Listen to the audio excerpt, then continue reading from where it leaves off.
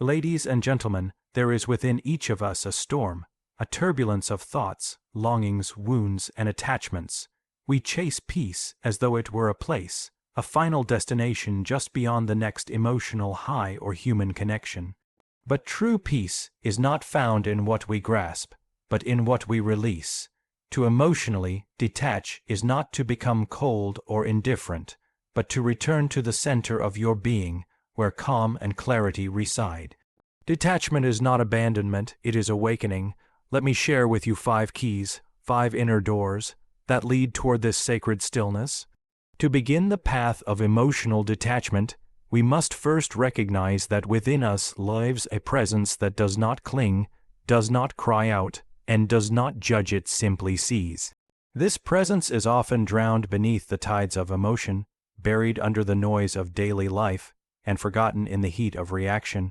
Yet, it is this quiet presence, the inner witness, that holds the key to our freedom.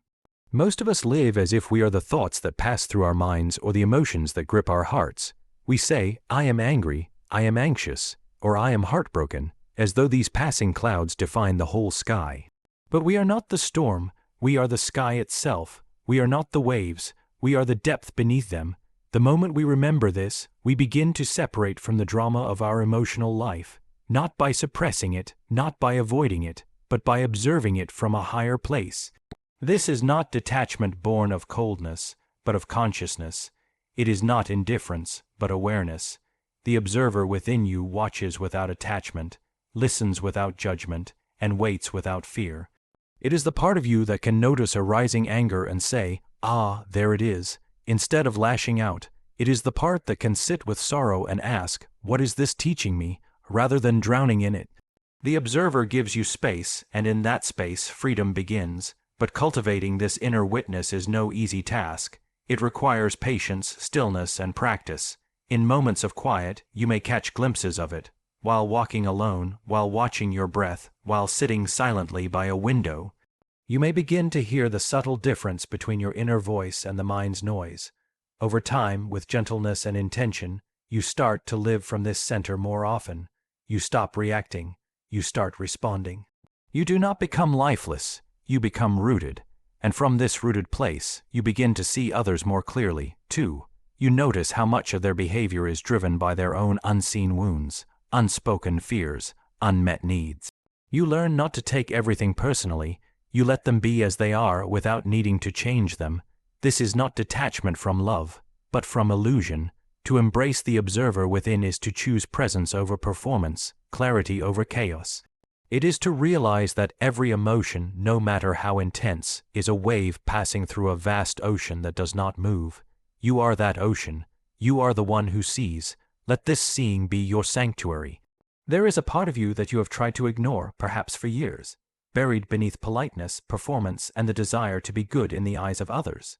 This part carries your rejections, your envy, your rage, your shame, and your unmet needs. It is the part that flinches when criticized, that hungers for approval, that resents being invisible. This is your shadow, not evil, not monstrous, but unacknowledged and misunderstood. To find inner peace, to truly detach emotionally, you must come face to face with this part of yourself, not with judgment, but with honest curiosity. Most people spend their lives running from their shadow. They project it onto others, blaming the world for the very qualities they refuse to see in themselves. The controlling boss, the selfish friend, the manipulative partner, these figures often reflect the very traits we suppress in ourselves. And so long as these disowned fragments remain in the dark, they control us from behind the curtain. But when you turn inward and sit with what you have tried to exile, something remarkable happens. You begin to reclaim power. You begin to integrate. The shame no longer poisons your self-worth. The anger no longer spills out at the wrong time. The fear no longer dictates your choices. These emotions do not disappear, but they lose their grip on you, because they are no longer strangers in the basement of your psyche. They become messengers, not masters. To meet your shadow requires courage. It asks you to walk into the inner wilderness where the ego no longer has the final word. It may feel like breaking apart, but it is in truth a coming together. The tears you have never cried, the words you never dared to speak, the parts of yourself you silenced to survive, all of these are waiting to be seen, not to be fixed, but to be felt. You may find that beneath your anger is a deep sadness. Beneath your pride, a tender longing to be loved. Beneath your silence, a cry that was never heard. These are not weaknesses. These are truths. And truth, even when it hurts, is the first step toward wholeness. As you befriend your shadow, you begin to understand why you clung so tightly to certain people or situations. You were not addicted to them. You were seeking the parts of yourself that you had lost, the neediness, the jealousy, the overthinking. These were not flaws, but signals. The shadow was calling you home, and when the shadow is no longer feared, it transforms. The very energy you once used to suppress it becomes available for creativity, insight, and love. You begin to feel more spacious inside. You are no longer at war with yourself. You do not need to pretend. You are no longer split. In this integration, detachment blossoms naturally. You do not cling to others to fill a void, because you have begun to fill it yourself, with honesty, with awareness, and with compassion. You become emotionally lighter, not because you care less, but because you are no longer carrying the weight of your own denial. To meet your shadow is not to destroy the darkness. It is to bring it into the light, where it can finally rest. There is a subtle, almost invisible act that the human mind performs, a casting outward of what it cannot yet accept within. This is projection. It happens not out of malice or weakness, but out of an instinctive need to protect the ego. When we are unwilling to face certain truths inside ourselves, we begin to see those very qualities in others. We turn people into mirrors without realizing it. And in doing so, we lose touch with what is truly ours and what belongs to them. This projection creates a false image of the world. We blame others for our own anger. We call someone selfish while hiding our own unmet needs. We idolize another person and attribute to them the beauty, confidence, or strength we cannot yet see in ourselves. Or we demonize them, unable to bear the same traits within us. And in both cases, whether worship or condemnation, we surrender power. We allow someone else to hold a piece of us that we have disowned. To detach emotionally and find inner peace, we must begin the brave work of withdrawing these projections. This does not mean cutting people off or building emotional walls. It means reclaiming the energy we have unknowingly given away. It is a movement from outer fixation to inner recognition. It is the quiet realization that what bothers me most in you is often a reflection of something unresolved in me, but this recognition is not easy. It can be deeply unsettling to see that the people we thought were hurting us were actually showing us what we have yet to heal. It is humbling to accept that the person we fell in love with may have simply embodied our unlived potential. Yet this is where the deepest power lies, not in blaming others, but in understanding ourselves. When you take back your projections, you begin to see people as they truly are, not as characters in your personal story, but as whole, complex beings on their own path. This creates emotional clarity. You stop expecting others to complete you, fix you, or play roles they never agreed to play. The burden of illusion lifts. Your relationships become more honest, less strained. You become less reactive, more present. Reclaiming projection is a return to inner authority. It means recognizing that no one else is responsible for your inner world. It is your fear, your desire, your past, your hope. No one can carry it for you, and no one should. This is not about isolation. It is about self-responsibility. From that place you engage with others more freely, more lovingly, because you are no longer entangled in unconscious need. And there is great peace in this. Imagine loving someone not because they make you feel whole, but because you already are whole. Imagine facing conflict not with blame, but with curiosity, asking, what part of me is being touched right now? Imagine standing before another human being and no longer needing them to be different so that you can feel safe. This is what it means to reclaim your power. Projection is a kind of forgetting, a forgetting of the self. When you remember who you are, when you gather your scattered fragments back into awareness, you become centered, not perfect, not immune to emotion, but no longer captive to it. You hold yourself with integrity. And in that holding, you stop grasping, you stop clinging, you detach, not from love or life, but from illusion. And the self that emerges is not smaller for having turned inward. It is vast, calm, and deeply alive. There is a deep tension that exists in the human heart, the desire to feel safe through control. We try to shape the world around us, bend people to our expectations, and predict outcomes to avoid the discomfort of uncertainty. We believe that if we hold on tightly enough, plan carefully enough, or love deeply enough, we can prevent things from falling apart.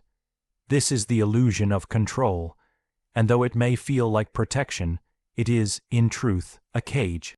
The more we try to control, the more we become entangled in fear, fear of change, fear of loss, fear of being wrong, fear of being vulnerable, and fear narrows the mind, hardens the heart, and severs us from the deeper flow of life.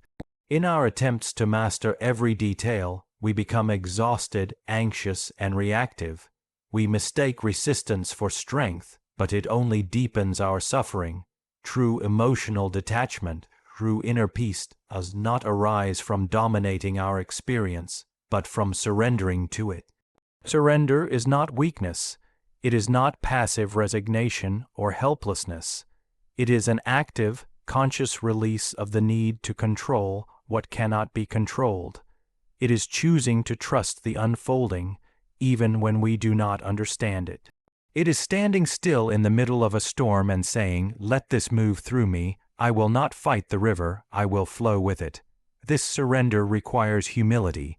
It requires us to admit that we do not always know what is best, that our desires are sometimes distorted by fear, that our judgments are often incomplete. It asks us to let go of timelines, labels, roles, and even dreams that no longer serve our deeper growth. And in letting go, we discover a surprising truth. Life does not fall apart when we release control. It begins to breathe. When you surrender the illusion of control, something in you softens. You stop clinging to people to behave a certain way. You stop trying to change what has already happened. You stop gripping the future with anxious hands. Instead, you return to what is here now, this breath, this feeling, this moment, and from that still point, clarity arises. You are not scattered in 1,000 imagined outcomes. You are whole, grounded in presence. This is where peace lives, not in certainty, but in acceptance, not in knowing what will come, but in knowing that whatever comes, you will meet it with awareness. You begin to trust the wisdom of life itself. The missed opportunity, the heartbreak, the delay, the unexpected ending, these are not punishments but invitations. Each one reshapes you, refines you, brings you closer to the self that is untouched by external chaos. And paradoxically, the less you try to control others, the more harmonious your relationships become. When you release the pressure for people to fulfill your expectations, you give them space to be authentic. When you let go of the need to be understood or agreed with, you free yourself from constant conflict. Detachment is not absence. It is presence without tension. It is love without possession. It is involvement without addiction. To surrender control is to walk with open hands, open eyes, and an open heart. It is to trust that even in uncertainty, there is a deeper order, one that cannot be seen through force, but only felt through surrender. You are not here to hold the whole world together. You are here to be present with your piece of it. And in that sacred surrender, you no longer need the world to be different for you to be at peace. There comes a point in every life when the outer world no longer holds the answers. The approval that once felt nourishing begins to feel hollow. The roles we have played, dutiful child, ideal partner, reliable friend, begin to weigh like costumes worn too long. The soul starts to whisper, then call, then demand, return to yourself. This is the beginning of individuation, not a destination, but a lifelong journey of becoming who you truly are beneath the layers of expectation, conditioning, and inherited fear. Individuation is not about becoming better, more impressive, or more acceptable to the world. It is about becoming real. It is about peeling away every identity that was shaped to please, to survive, or to belong, and revealing the quiet, steady pulse of your authentic self. And to walk this path, You must be willing to disappoint others before you betray yourself. This journey demands solitude, not the loneliness of isolation, but the solitude of deep reflection, the willingness to sit with your thoughts, your wounds, your contradictions. You begin to notice where you have outsourced your worth, to relationships, achievements, appearances. You see how often your emotions are tangled in the fear of being abandoned, unseen, or unloved. And you realize that no external source can give you the peace you are seeking if you are estranged from your own essence. To individuate is to stop chasing wholeness outside of yourself. It is to stop believing that someone else's love will heal your inner child, that success will silence your self-doubt, that being needed will make you feel significant. It is to turn inward and ask, who am I when no one is watching? What do I value when nothing is demanded of me? What part of myself have I silenced to belong? And slowly, you begin to reclaim what you abandoned, the creativity you dismissed as impractical, the voice you lowered to avoid conflict, the fire you extinguished to fit in. You begin to speak more truthfully even when your voice shakes. You begin to say no without guilt and yes without fear. You begin to choose what aligns rather than what appeases. This inner alignment is the fruit of individuation. It gives birth to a calm strength, a self that does not need constant validation, a presence that does not grasp, a love that does not cling. You become emotionally detached not because you have stopped feeling, but because your feelings no longer control you. They are acknowledged, honored, and understood, but they do not define your direction. The compass is now within. As you follow this path, you also learn to embrace your complexity. You are not only light or dark, strength or softness. You are both. You are the paradox of being human, and in accepting this, you become less reactive and more compassionate. You stop trying to fix yourself as if you are broken. You stop trying to fix others as if they are incomplete. You realize that growth is not about perfecting yourself, but about integrating all that you are. And in that integration, detachment arises naturally. You are no longer dependent on others to reflect your worth. You no longer chase love as a means to escape yourself. You no longer fear solitude, because in your own presence you are finally home. To follow the path of individuation is to live in deep truth, to be rooted in your own being, to walk with integrity, even when the path is narrow.